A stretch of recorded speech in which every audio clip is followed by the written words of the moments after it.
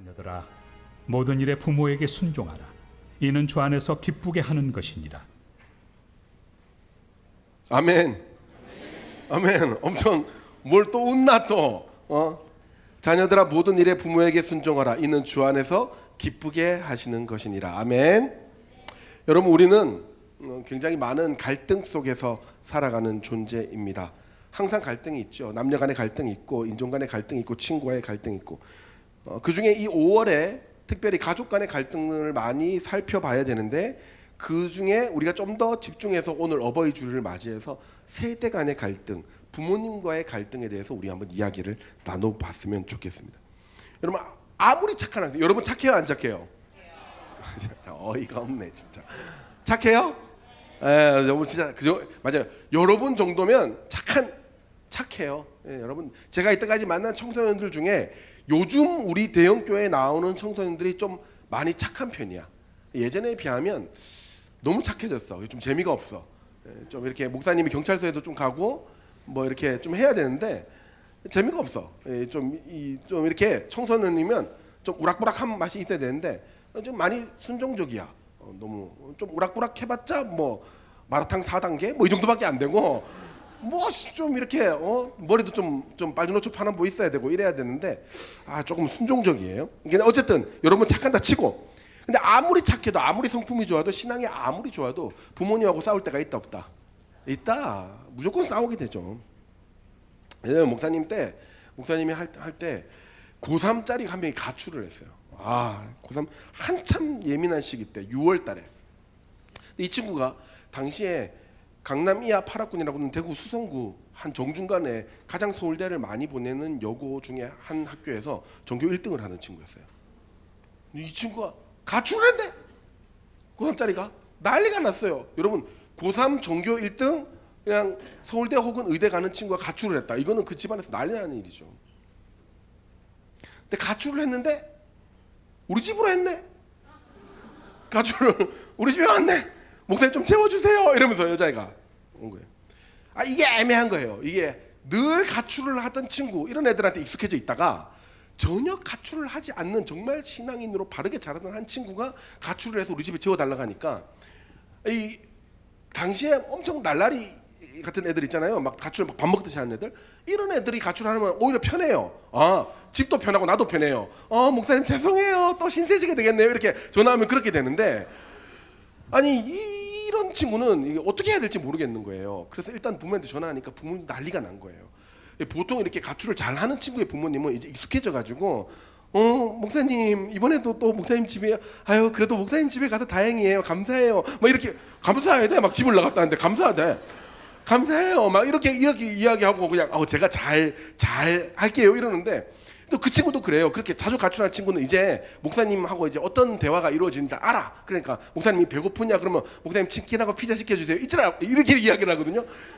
막 진짜 막 너무 막 화가 날 정도로 그런 친구들이 있고, 근데 전교 1등이 가출을 하니까 이 친구는 자기도 가출을 한 게 처음이고 막 이러니까 막 너무 마음이 그런 거야. 그래서 너 왜 그랬어? 그렇게 물었죠. 그러니까 이 친구가 가만히 있어요. 혹시 배고파? 그러니까 안 고프대요. 뭐 먹을래? 안 먹을래. 나도 어떻게 해야 될지 모르겠는 거야. 왜 그래? 라고 그러니까 가만히 있어요. 엄마가 전화가 와요. 윙윙 전화가 와요. 목사님 걔 좀 바꿔봐요. 이러는 거예요. 이렇게 바뀌었어요. 둘이서 막 우리 집에서 싸워. 막 우리 집에서 막 내가 엄마가 이때까지 시키는 대로 다 했잖아. 막 이러는 거예요. 소리. 엄마가 시키는 대로 내가 다 했잖아. 다시 목소리를 바꿔줘요. 저한테 전화기를 팍. 예, 어머니. 목사님, 제가 이때까지 한 번도 저랬던 적이 없던 애예요. 이게 무슨 일일까요? 한 번도 그랬던 적이 없으니까 지금 그러는 거지. 청소년이 이때까지 한 번도 엄마하고 안 싸웠다는 게 그게 말이 돼? 근데 한 번도 엄마하고 안 싸웠으니까 지금 그러는 거지. 어머니한테 어머니 원래 애들은 이렇게 하는 경우가 있어요 라고 이야기하니까 자기는 도저히 못 받아. 목사님, 저 너무 절망스럽고 너무 실망스럽고 너무 마음이 애가 가출 한번 한 거 가지고 그렇게 절망스럽고 하면 어떡해. 어머니 제가 잘 다독거려 볼게요 라고 이제 애랑 이야기했어요. 제가 그 친구한테 물었어요. 왜 그래? 엄마는 자기를 정말 손톱만큼도 이해를 못한대요. 내가 그렇게 엄마한테 맞춰줬는데 항상 나한테 요구하는 건 똑같다는 거예요. 나를 요만큼도 이해. 내가 뭔가를 조금 잘하고 싶다라고 뭔가를 좀 하고 싶다고 했는데 다 거절해 왔다는 거예요. 엄마 이것 좀 해보면 안 돼? 다 거절해 왔다는 거예요. 이제는 못 참겠어요, 목사님 이러는 거예요. 그래 너 뭐 하고 싶은데? 저는요 그림 그리고 싶어요. 마음이 너무. 엄마는 뭐 하고 싶어 하는데? 엄마는 의대를 가래요. 너는 그림 그리고 싶어요. 네 성적은 전교 1등이요. 의대 가라. 의대 가야지. 저는 근데 그림을 그려보고 싶단 말이에요. 전혀 이해가 안 되는 두 세대예요. 목사님, 제가 살아가는 세상에서 내가 하고 싶은 걸 좀 해봐야 되는 거 아니에요? 그 말도 맞지. 그래서 제가 엄마한테 전화했어요. 얘가 미술하고 싶다는데요? 목사님, 지금 미술하는 게 말이 됩니까? 말이 안 되죠. 근데 어떻게 해요? 학교 안 간다는데. 미술이라도 시켜야 학교를 간다는데. 그렇게 해결이 됐어요. 그래서 엄마가 얘를 미술학원 보내는 걸로 해결이 됐어요. 얘가 미술학원 3개월 시작 해보고 이 길은 내 길이 아닌 것 같아 이러면서 다시 공부를 해서 나중에 의대를 다시 들어갔어요. 뭐 어떻게 해결이 됐어요. 어떻게든 그렇게. 근데 중요한 건, 제가 여기서 말씀드리는 중요한 건, 엄마의 말도 틀린 말이 아니고 애의 말도 틀린 말이 아니에요. 둘 사이에 뭔가 해결되지 않는 간극이 있는 거예요. 여러분, 우리가 왜 싸우냐 하면, 부모님하고 왜 싸우냐 하면, 엄마와 아빠와 나는 분명히 같은 시대를 살아가고 있지만 분명히 같은 시대를 살아가는데 다른 세상을 살아가기 때문이에요. 예를 들어 볼까요? 여러분의 언어, 여러분의 생각, 여러분의 문화를 부모님은 공유하지 못해요. 그렇죠? PPT 띄워주세요. 혹시 부모님이랑 여러분의 세상을 같이 공유하는 친구 있어요? 엄마랑 나란히 PC방에 앉아서 롤 하는 친구가 있나요? 없죠? 혹시 엄마랑 아빠랑 브롤스타즈 같이 하는 친구 있나요? 네. 정수야, 손 내려. 야, 임마, 거기서 손을 들면 어떻게, 임마. 저 새끼 진짜. 야, 임마, 진짜. 비밀이라 했잖아, 내가 니랑 같이 하는 거. 왜 손을 들고 그래, 거기서. 아, 진짜.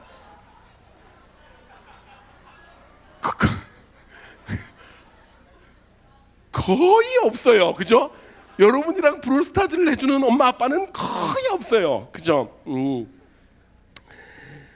같이 음악을 듣고 좋아하는 사람들은 같이 있을 수 있지만 전체적인 문화를 공유하지를 못해요. 여러분처럼 현란하게 인스타그램하고 성남동 가서 마라탕 먹고 이걸 잘 공유를 못해요. 여러분 부모님한테 엄마 나 오늘 마라탕이 진짜 먹고 싶어 같이 가자 이러면 여러분 뭐라 그러겠어요? 엄마는 그거 몸에 안 좋아. 그게 뭔 맛으로 먹니?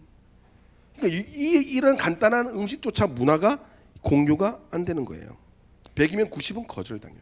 이번 주에도 목사님 신방하면서 마라탕을 먹었거든요. 아마 목사님 나이 때 마라탕 먹는 사람 거의 없을 것 같아요. 중학교 2학년짜리 2명이랑 같이 마라탕을 먹었는데요.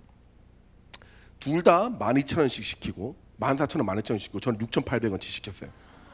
저 작은 어린이용 접시가 제 접시예요. 놀라운 건 정말 작은 중학생 2명이 저걸 다 먹는다는 거예요. 꼬바로우까지. 정말 대단하지요. 너무 멋있었어요.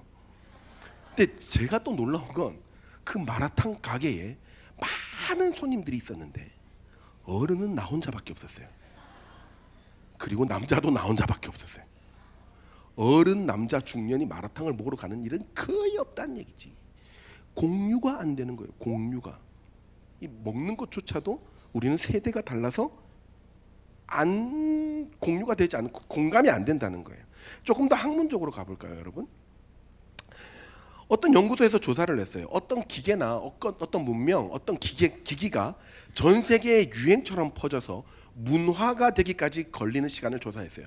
보통은 전 세계에 5천만 명이 그 컨텐츠를 소비하면 그거는 문화가 됐다라고 이야기를 합니다. 자, 보시면 알겠지만 전화가 문화가 되길 때까지는 전 세계 5천만 명이 사용할 때까지는 75년이라는 시간이 걸렸어요. 라디오가 문화가 되길 때까지는 38년이 걸렸고요. TV는 13년이 걸렸어요. 인터넷 4년, 그래도 많이 빨라졌죠. 인터넷 4년. 그리고 페이스북은 인터넷 안에 페이스북은 3.5년, 3년 좀 넘게 걸렸어요. 5천만 명이 문화를 이루기까지요. 어른들의 세대는, 여러분 잘 기억하세요. 어른들의 세대는 여기까지예요. 그러니까 어떤 문화가 된다는 건 많은 것을 오랫동안 준비하고 오랫동안 공유해온 세대들이에요. 그런데 여러분, 무려 5천만 명이 35일 만에 5천만 명이 그 문화를 향유한 게 나타났습니다. 뭔지 아세요? 앵그리버드예요. 이 앵그리버드는 발매되자마자 35일 만에 전 세계 5천만 명이 이 문화를 공유합니다. 우리 어른들, 선생님들이요, 부모님들이요, 우리 자녀들은 한 문화를 공유하는데 35일밖에 안 걸립니다. 전 세계에 있는 청소년들이 한 문화를 공유하는데 한 달밖에 안 걸리는 애들이에요. 그러니까 여러분들이 이해할 수가 없는 거예요. 마라탕 왜 먹어? 문화가 공유가 되니까요. 실제로 그게 맛있는지 맛없는지는 잘 모르겠지만 다 맛있다고 하니까. 그러니까 여러분, 나도 너무 빠른 세상 속에서 우리 자녀들은 살아가고 있고요. 아예 다른 세상의 사람들이다라고 이야기를 해야 돼요. 그런데 얘들아, 그런데 여러분, 제가 여기서 이제 오늘은 어버이 주일이니까 여러분들에게 초점을 맞춰서 이야기를 할게요. 성경에서는 이렇게 다른 세상을 살아가는 우리 윗세대 부모님들하고의 관계 속에서 너희들이 어떻게 해야 되는지를 이렇게 이야기하고 있어요. 우리 다 같이 한번 읽어볼까요? 시작. 자녀들아, 모든 일에 부모에게 순종하라. 아무리 다른 세상을 살아가는 존재들이라 할지라도 너는 그 부모에게 순종하라라고 이야기를 합니다. 왜 성경은 이렇게 다른 세상을 살아가는 부모들에게 우리는 순종하라는 지침을 말하고 있는 걸까요? 성경 전체에서 부모에게 순종하고 공경해야 되는 이유를 우리에게 지속적으로 이야기합니다. 일단 네 마음에 들지 않아도 부모님이라면 너는 순종해라 라는 말을 우리에게 지속적으로 이야기하고 있다고요. 왜 그럴까를 오늘 우리가 살펴보겠는데, 두 가지를 살펴보겠는데요. 부모에게 순종하고 위의 권위자한테 순종하는 하나님의 말씀, 그 뜻을 제대로 이어받아서 하나님께서 주시는 복을 누리시는 여러분 되시기를 주의 이름으로 축원합니다. 아멘. 첫 번째, 왜 우리가 다른 세상을 살아가는 부모님들에게 우리가 왜 순종해야 되느냐? 다 같이 해볼까요? 시작. 부모님 순종은 하나님 순종과 연결되기 때문입니다. 하나님께서는 성경 전체를 통해서 순종의 자세가 우리 삶에 얼마나 중요한지를 가르치고 있어요. 그래서 우리가 하나님한테 순종해야 되는 것은 알겠어. 그런데 왜 하나님한테 순종하는 것과 부모님한테 순종하는 것이 연결이 되는 거지? 라는 질문이 나올 수 있어요. 부모님한테 순종하는 것은 하나님한테 순종하는 것과 바로 연결이 되는 직결된 자세라고 성경은 이야기해요. 왜냐하면 잘 생각해 보세요. 하나님께서는 우리에게 생명을 주시고 우리가 먹을 것과 살아갈 모든 환경을 공짜로, 은혜로 제공해 주셨어요. 그죠? 여러분의 생명, 여러분들이 주관하고, 그래서 여러분들의 생명이 여러분의 것이다라고 생각하는 것만큼 바보 같은 게 없어요. 여러분이 원해서 이 땅에 태어났어요? 아니잖아요. 여러분이 나는 이 대한민국 울산에서 태어날 거야 라고 생각하고 태어난 사람은 어디 있어요? 없죠. 그리고 여러분 태어나자마자 여러분 지금까지 먹고 살았던 거 여러분이 번 거 있어요? 여러분이 벌고 여러분이 땀내서 일하고 그래서 먹은 거 다 여러분이 한 거 있어요? 없죠. 여러분 어릴 때 분유값이 얼마나 드는지 알아요? 몇 천만. 여러분 진짜 많이 들어요. 분유값이 얼마나 여러분 잘 드시는 줄 알아요? 꿀떡꿀떡 그 2시간마다 한 번씩 한 병을 다 버려요. 그거를 얼마나 잘 드시는데 그 분유값 여러분이 냈어요? 아니잖아요. 더 중요한 건 여러분이 그 분유를 먹고 소화시키고 성장할 수 있는 이것도 여러분이 만들었어요? 그 체계도 아니잖아요. 여러분의 육체, 여러분이 먹을 수 있는 모든 공급되는 것들 전부 다 여러분의 것이 아니라는 거예요. 공짜로 그것을 은혜로 하나님이 주신 거예요. 이 하나님의 은혜만큼은 아니지만 이런 하나님의 은혜의 사랑을 조금이나마 비슷하게 표현하시는 분들이 있는데 그게 바로 부모님이라는 겁니다. 여러분 보세요. 하나님께서 우리에게 생명을 주셨지만 여러분의 생명은 누구를 통해서 왔어요? 누구를 통해서 왔어요? 부모님을 통해서 났잖아요. 부인하지 마요. 한 번씩 가정신방하면 깜짝깜짝 놀라요. 너무 똑같아. 아, 얘가 30년 뒤엔 이렇게 되겠구나. 이게 머릿속에 딱 들어와. 엄마하고 딸이 완전히 똑같아. 가끔씩 엄마하고 딸이 완전 달라. 뭐지? 그럼 뒤늦게 들어오신 아빠하고 똑같아. 똑같아요, 완전. 여러분, 부모님이 여러분의 육체적 생명의 근원이 된다니까요. 그러니까 생각해봐요. 아무리 부모님이 조금 마음에 안 들어도 저분들이 있어서 내가 생명을 얻었다라는 것을 기억하게 된다면, 아, 저분들이 있어서 내가 이 땅에 살 수 있는 거구나라는 것을 기억하게 된다면 우리는 감사할 수밖에 없다는 겁니다. 아무리 나쁜 사람이 있다고 칩시다. 그 나쁜 사람이 내 생명을 구해줬다면 그러면 그 사람한테는 우리는 평생 고마워해야 되는 거예요. 마찬가지예요. 부모님이 그런 분이라고요. 하나님의 기르시고 먹이시고 입히시고 태어나게 하신 것들을 우리가 직접 체험하게 하신 분들. 그래서 우리는 이해가 안 돼도 부모님한테 순종적인 자세를 대할 때에 역시나 이해가 안 돼도 하나님께 순종하는 사람이 될 수 있다는 겁니다. 그래서 반드시 부모님을 통해서 우리의 순종이 훈련되기를 하나님은 원하시는 거예요. 이게 얼마나 중요했으면 예수님께서도 친히 우리에게 부모님에게 순종하신 모습을 보였다라고 성경은 기록하고 있어요. 누가복음 2장 51절 다 같이 읽겠습니다. 시작.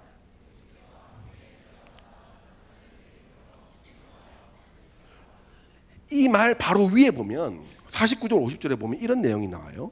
12살 때 예수님이 6월절 그 행사하는데 갔다가 예배 드리러 갔다가 예수님이 사라졌어요.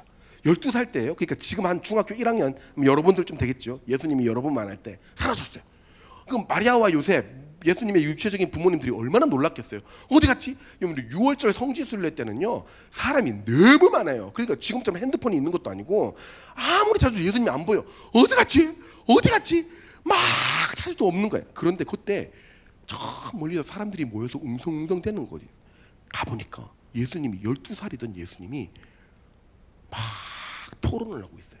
성경 말씀에 대해서 이야기를 하고 있고 토론을 하고 있고 너무 놀랐던 거죠.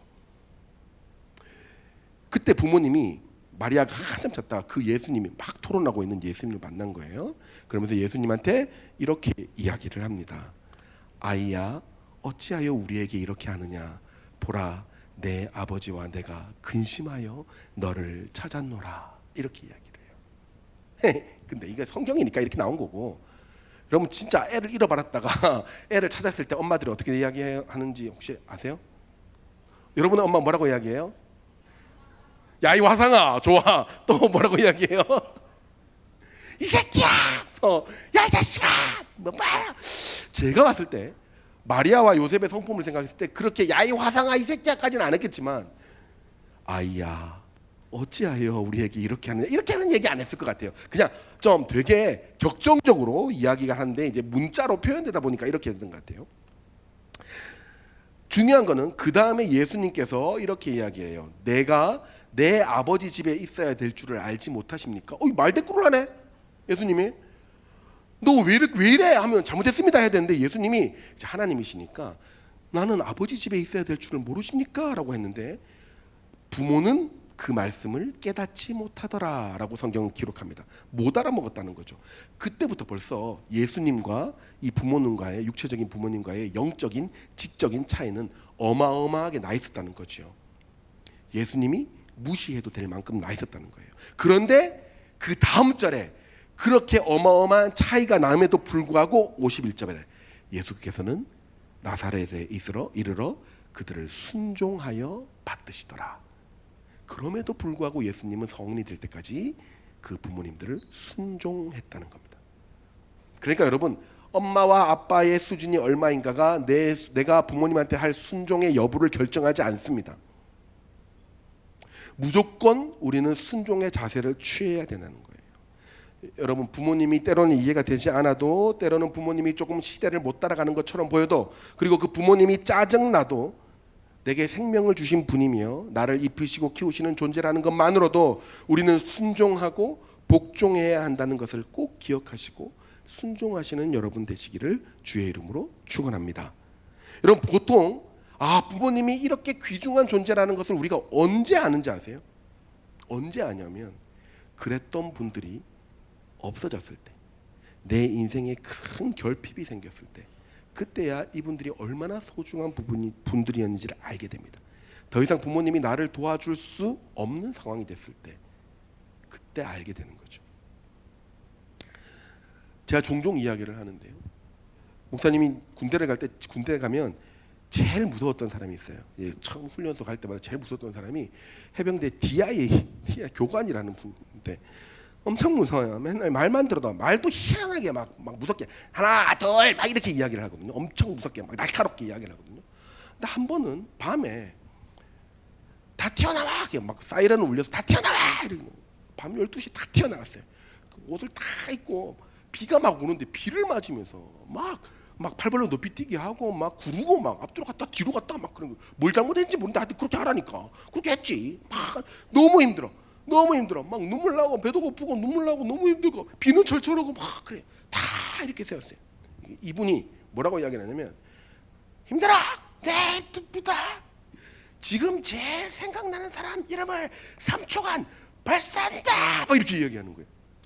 보통 그러면 내가 사랑하고 이 반지 주고받은 애인 있잖아요. 그 애인을 이제 이야기를 해야 되잖아요. 시은아 뭐 이렇게 얘기를 해야 되잖아. 근데 대부분의 사람들이, 그러니까 제가 알고 있던 전부였어요. 그때 우리 한 기수가 500명 정도 됐는데 전부 다 어머니, 엄마, 어머니 막 그랬어요. 막 울면서 너무 힘드니까 어머니. 내 옆에 놈만 갑자기 김순자 막 이러는 거예요. 김순자 막 그러는 거예요. 나중에 야 순자가 누구냐? 그러니까 우리 엄마 막 이래. 야 그러면 엄마라고 불러야지 뭘 순자라고 그러냐? 아니 이름을 말하라 그래가지고 막 어머니 막 얼마나 감동적인. 그러니까 막 앞에서 DI가 막 군회했어요. 분위기가 막 군회했어요. 엄마 막 그러니까 감동 막. 그 교관도 비를 맞으면서 같이 하니까 엄청 좋았나 봐요. 막 자기가 그렇게 감동시켰으니까. 자, 다 같이 뭐 어머니 노래, 부모님 노래 다 같이 일방장전하고 들어간다. 시작! 이랬거든요. 너무 힘드니까 순간 그 노래가 뭔지 기억이 안 나.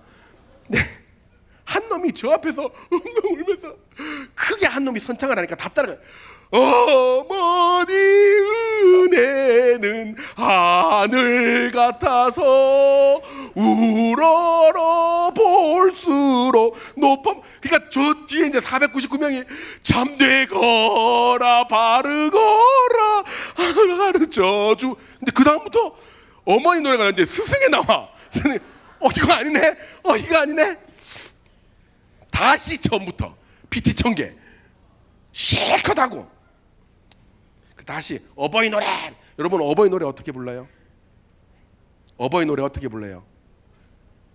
어떻게 불러요? 몰라요?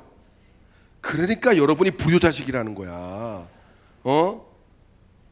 세븐틴의 멜로디는 다 외우고 있으면서 어버이 노래 어떻게 불러요? 나 실제 괴로움 다 잊으시고. 이게 나와야 되는데 PT 청기하고 난 다음에 엄마가 보고플 때 엄마 사진 꺼내 우정의 무대가 나와가지고 그때요 안 운 사람이 없었어요. 한 명도 안 운 사람이 없었어요. 여러분 결핍이 돼야 내가 보호받았다는 게 얼마나 감사했는지를 그제서야 느끼는 거예요. 여러분 내 인생의 가장 소중한 존재 그 부모님을 생각하고 순종하는 여러분 되시기를 주의 이름으로 축원합니다. 두 번째예요. 다 같이 읽을까요? 시작. 하나님을 기쁘시게 하는 일이기 때문입니다. 오늘 성경에서는 순종하라 이는 주 안에서 기쁘게 하는 것이니라 라고 해서 조금 번역을 부정확하게 했는데요. 직역을 하면 이래요. 모든 일에 부모에게 순종하라. 왜냐하면 이 모습을 우리 주님이 기뻐하시기 때문입니다. 이 말이에요. 왜냐하면 순종해라. 왜냐하면 이 모습을 우리 주님이 기뻐하시기 때문입니다. 우리가 순종하는 것이 하나님의 참된 기쁨이 된다라고 하는 거예요. 여러분 우리의 신앙의 목표는 늘 하나님을 즐거워하는 것인 동시에 하나님을 기쁘시게 하는 것이라고 우리는 늘 고백하고 배워왔어요. 그렇죠? 내가 원하는 한 가지 주님의 기쁨이 되는 건, 우리 늘 그렇게 찬양하고 고백해요. 근데 중요한 것은 그러면 하나님을 기쁘시게 하는 것이 어떤 모습인지를 우리는 고민하지 않아요. 하나님이 어떤 삶을 기뻐하시냐? 바로 철저한 순종의 삶을 기뻐하십니다. 이것은 창세기부터 요한계시록까지 끊임없이 말씀하시고 우리에게 요구하시는 거예요. 사무엘상 15장 22절에 보면 얘들아 순종이 제사보다 낫고 듣는 것이 수양의 기름보다 낫다라고 이야기했어요. 1000마리의 제사를 하나님께 올려드리는 것보다 1000마리의 양들을 잡아 제사하는 것보다 하나님의 말씀 한마디에 순종하고 따라오려는 너의 그 삶이 나는 훨씬 더 낫다라고 말씀하시는 거예요. 여러분, 하나님은 우리가 우리의 뜻을 접고 하나님의 뜻에 순종할 때에 가장 기뻐하시고 복을 주십니다. 맨날 우리가 찬양하는 내가 원하는 한 가지 하나님의 기쁨이 되는 것, 그 기쁨이 어떻게 되느냐? 딱 하나만 하면 돼요. 순종. 그러니까 이 순종의 훈련을 하는 부모 순종에 하나님은 한없이 기쁘다는 거예요. 여러분, 진짜 제가 참 좋을 때가 있어요. 언제냐면 우리 친구들이나 누구나 원하는 것을 이야기했는데 내가 생각했을 때 안 돼라고 이야기를 했는데 바로 네 알겠습니다 하고 바로 태세를 전환하는 모습, 그 모습이 너무 기뻐요. 너무 좋은 거죠. 여러분, 저도 자녀를 키우잖아요. 고집이 있고 또 자기 의견이 있겠죠. 근데 진짜 기쁠 때가 언제냐면 이제 자녀가 엄마한테 그렇게 이야기해요. 엄마 저 10분만 오락하면 안 돼요? 10분만 TV 보면 안 돼요? 그러면 엄마가 정말 화난 모습으로 안 돼 이렇게 이야기하거든요. 그러면 바로 네 하고 돌아서요. 네 하고 돌아설 때가 많아요. 그러면 제가 몰래 이렇게 엄마의 얼굴을 보거든요. 엄마가 씩 이렇게 웃어요. 되게 좋은 거예요. 그 마음이. 여러분 그렇게 해보세요. 순종의 연습을 이렇게 해보시라고요. 오늘 하루만이라도 아빠나 엄마가 이제 핸드폰 그만해라 그러면 네 하고 그만해봐. 왜? 내가 아직 1시간밖에 안 했단 말이야. 이렇게 하지 말고 네 하고 딱 그만 둬보라고요. 그때 나오는 부모님의 표정이 하나님의 표정이에요. 그때 우리에게 나오는, 우리는 하나님한테 보고를 받는 것은 따놓은 당상이에요. 여러분 그렇게 순종을 연습함으로써 하나님의 참된 기쁨이 되시는 여러분 되시기를 주의 이름으로 축원합니다. 중요한 건 하나님의 기쁨이 되기에 우리는 모든 일에 순종해야 한다는 겁니다. 이 말이 걸려요. 모든 일에 순종하다. 여러분 부모님이라고 다 완벽한 건 아니잖아요. 그럼 어떻게 모든 일에 순종할 수 있는가? 이 모든 일이라는 의미는 모든 시간, 모든 환경, 모든 상황이란 말이에요. 그러니까 내가 힘들어도, 내가 짜증이 나도, 비록 내가 조금 상황이 안 되더라도 부모님의 말씀에 순종하려고 애쓰라는 겁니다. 그래서 오늘 순종하는 단어를 휘파쿠오라는 단어를 써요. 근데 오늘 본문의 바로 위에 보면 아내들이여 남편들에게 복종하라라는 구절이 있거든요. 이 복종하라라는 구절, 그러니까 부모에게 순종하라라는 말 때 이 순종은 휘파쿠오라는 단어를 쓰고, 아내들아 남편에게 복종하라라고 할 때는 휘포타스라는 단어를 써요. 여러분 어느 게 더 강렬한 순종인 것 같아요? 휘포타스 맞죠? 복종하라 그랬으니까. 휘포타스 복종하라 이랬으니까. 아니에요. 정말 반드시 순종해야 되는 더 강력한 순종은 휘파쿠오를 이야기해요. 그러니까 우리가 번역을 이렇게 해서 조금 더 복종이 강하게 느껴지는데, 자녀가 부모에게 순종하는 것이 훨씬 더 강하게 일어나야 하는 일이라는 겁니다. 바로 왜 그러냐 하면 아내가 남편에게 휘포타스 하는 것은 바로 합당한 일이다 이렇게 나오거든요. 그거는 당시의 문화적 이치에 맞는 것이고 윤리적으로 맞는 것이다 라는 말이고, 자녀가 부모에게 휘파쿠오 하는 것은 하나님과 직결되는 일이기 때문에 더 강하게 이야기하는 거예요. 그래서 하나님께 순종하듯이 순종해야 너희의 삶이 복을 받는다라고 강하게 이야기하는 거예요. 그럼 여기서 의문이죠. 목사님 그럼 만약에 아빠가 도둑질 시키면 어떻게 해요? 아빠가 만약에 이단에 가자고 하면 어떻게 해요? 이렇게 말도 안 되는 일을 시킬 때, 이렇게 말도 안 되는 일을 하려고 할 때 어떻게 하느냐? 그때도 여러분의 태도는 순종의 태도를 잃지 말라는 겁니다.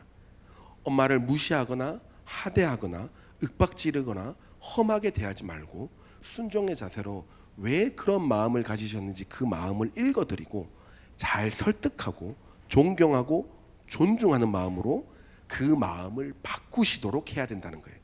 그러니까 그 도둑질하거나 비윤리적인 일들을 내가 따라가서 하는 것이 아니라 순종하는 마음으로 잘 받아들이고 대신 어머니를 잘 설득하고 존경하는 마음으로 마음을 바꿔드리려고 노력해야 된다는 겁니다. 그렇게 할 때 하나님을 기쁘시게 하는 삶의 모습이 된다는 겁니다. 사랑하는 여러분, 늘 순종의 자세, 복종의 자세로 부모님께 순종하고 하나님을 기쁘시게 하는 여러분 되시기를 주의 이름으로 축원합니다. 말씀을 마무리할게요. 제가 드라마 중에 참 좋아하는 드라마가 있는데 응답하라 시리즈를 참 좋아해요. 마음에 안 드는 것도 좀 있지만 이 드라마 중에 한 장면이 있어요. 어떤 장면이냐면 응답하라 1988 중에 한 일진 아가씨하고 사귄 어리숙한 이 남자애가 나오거든요. 그 일진 아가씨하고 막 투닥투닥거리고 그 남자의 누나들하고 막 싸워요. 그래서 막 파출소에 끌려갔고 이랬거든요. 근데 알고 보니까 이 일진 아가씨가 부모님이 일찍 돌아가셨고 그랬던 거예요. 근데 이 일진 아가씨가 진짜 좋은 게 뭐냐면 부모님의 잔소리가 너무 그리웠던 거라. 우리 그 영상이 있는데요. 조금 길지만 그 영상을 한번 보고 우리 이 이야기를 한번 나눠보도록 할게요. 우리 이제 그만 만나.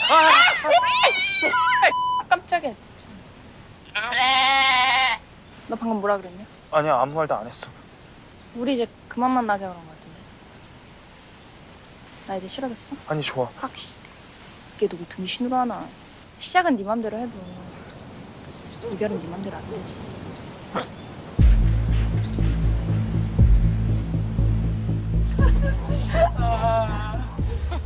오, 우리 노을이. 노을아, 누나들이랑 안 갈래?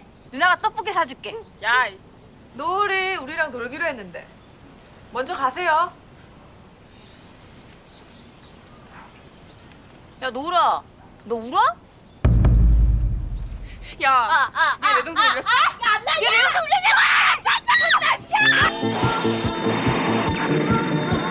수평선 물길 가르쳐주는 바닷갈매기와 함께 오쪽 서쪽 남쪽 북쪽 힘차게 달려가자 베스테만.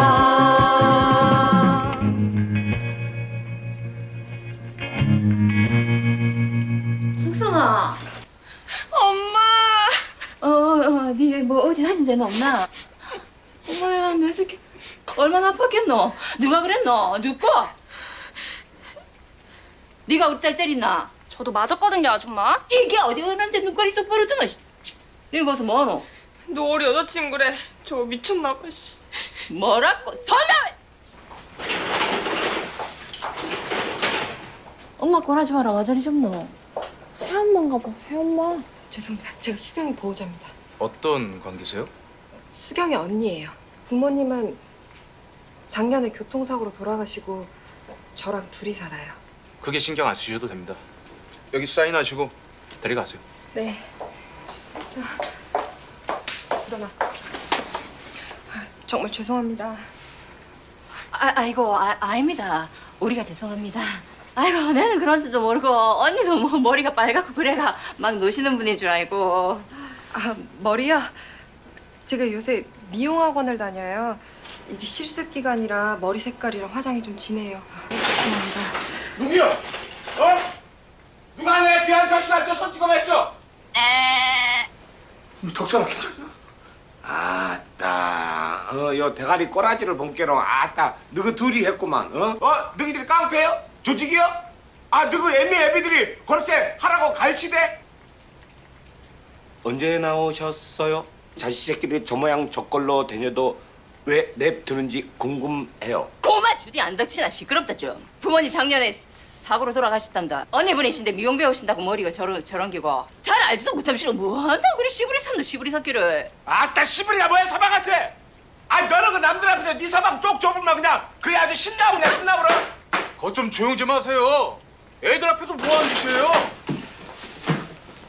내가요 쌍문고등학교 학생 주임 되는 사람인데 우리 저 뭐 성덕선 학생이 그 이상한 얄궂은 아들한테 집단 폭행을 당했다는 첩보를 접하고 뭐 이 정도면은 소년의 첫 넣고도 줄이가 남는다. 학생 너그 인생은 이제 끝인 기야 이제. 학교는 당연히 잘리는 기고. 그만 좀 하라고 좀. 죄송합니다. 맞아요, 어째? 아니요, 진짜 맛있어요. 오랜만에 이런 밥 먹어요.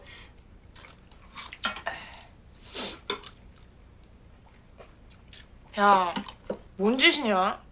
알았어. 어이, 너 머리 뭘로 했어? 과산화수소. 과산화수소? 그걸로 그 색깔 안 나오는데? 3번. 3번 넣었다 뺐다 해야 돼. 그리고 햇볕 1시간. 네 대가리 색깔이나 똑바로 해야나. 안 그러고 그냥 싹 밀어갖고 그냥 불국사나 통도사로 보내볼라니까. 아이, 나한테만 그래. 잠그라고 저 수경이 너도 그 머리가 그게 뭐대? 아니 부모님이 물려준 예쁜 머리가 있는데 뭐 연병 났다고 빨았다 넣었다 했어. 아저씨가 일주일에 확인한다. 알았지? 네. 이사야겠다. 저기 저 밥 좀 더 주세요. 오야, 더 줄게. 아니에요, 제가 갖고 올게요. 아니다.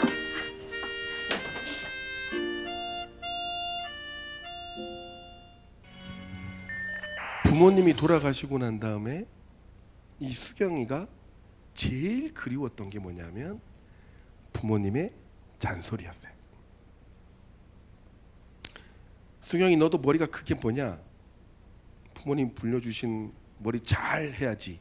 내가 일주일 뒤에 확인한다. 거기에 감동을 받은 거예요.